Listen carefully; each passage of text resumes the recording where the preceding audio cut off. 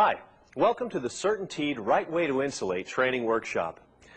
You know, before this house is completed, you're going to help make this a warm, comfortable, energy-efficient place to live. You're going to add the most important building component that will make this house a home, insulation. And you're going to do it the right way with Certainteed fiberglass insulation. Now today we're going to look at insulating sidewalls with faced and unfaced bats, insulating unheated areas, and we'll show you the right way to insulate rooms with steel studs. You can insulate sidewalls with two types of fiberglass bats. The first type, faced insulation, has an attached vapor retarder. The second type, unfaced insulation, is installed, then covered with a separate vapor retarder, such as polyethylene plastic film. Your supervisor will tell you which is the most common for your area, but you should know both methods. A vapor retarder is important and will help avoid moisture problems when this home is completed. Remember, most vapor retarders are flammable and should always be covered.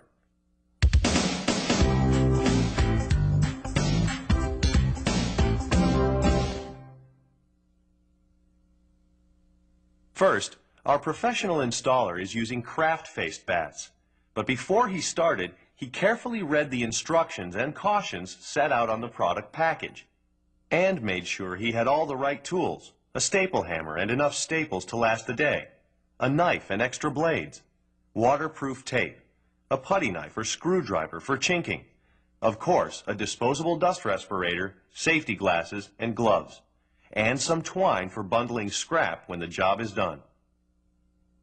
Before you open the bags, check the labels to be sure you have the correct product. Wall cavities usually take 93-inch bats. Certainteed also makes 105-inch bats for 9-foot-high walls. First, you'll open a bundle of bat packages. As we said previously in the Getting Started video, be sure to open the packages correctly. It's a good idea to space bats on the floor around the wall so you don't have to keep walking back and forth for each bat.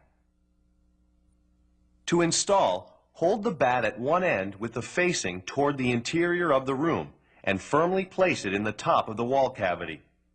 Be sure it's flush to the top with no gap. Then, place it gently into the cavity, making sure not to compress the insulation. Tug at the bottom of the bat to smooth out the facing, and be sure there's no gap at the bottom.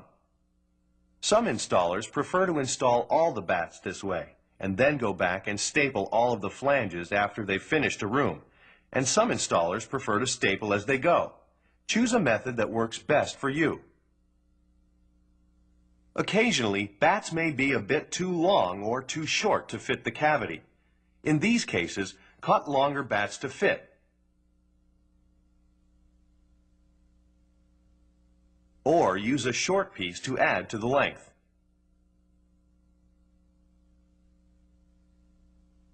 There are two ways to staple, and you should know both. These flanges here can be stapled to the studs inside the cavity, and that's called inset stapling. Or the flanges can be stapled over the face of the studs, and that's called face stapling.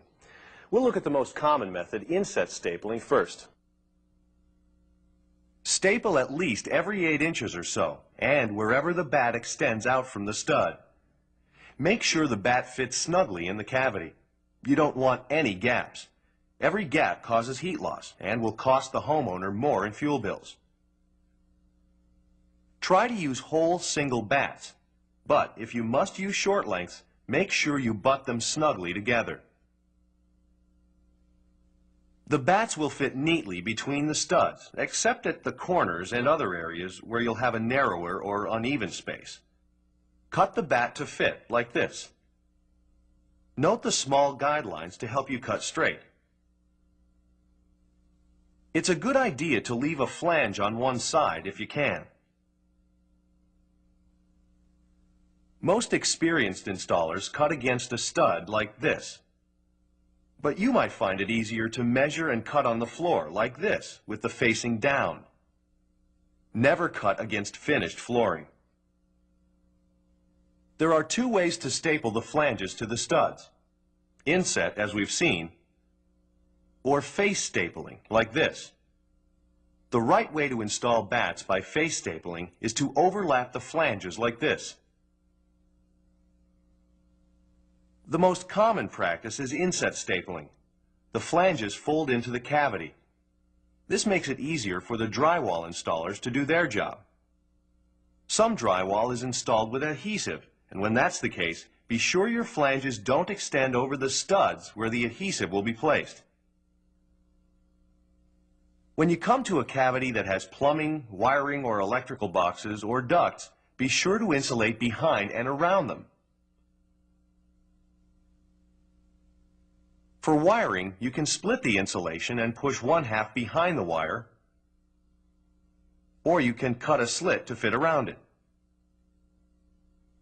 For plumbing, you must run the insulation behind the pipes to keep them from freezing. Be sure to insulate behind every pipe on outside walls. In colder climates, uninsulated pipes may freeze. Cut out around electrical boxes and stuff the piece behind the box. Insulate behind air ducts if there's space, and stuff insulation around them on the sides and at the bottom where they come into the wall.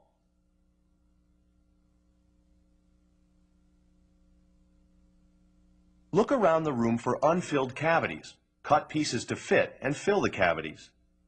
With narrow pieces, you can either tape the cut side or cut the facing into tabs and staple the tabs.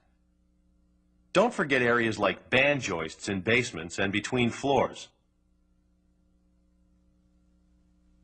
Also, use scrap material to chink insulation into narrow openings around doors and windows. Then look around for any tears in the vapor retarder and tape them with waterproof tape. Here's a neat, well-insulated room.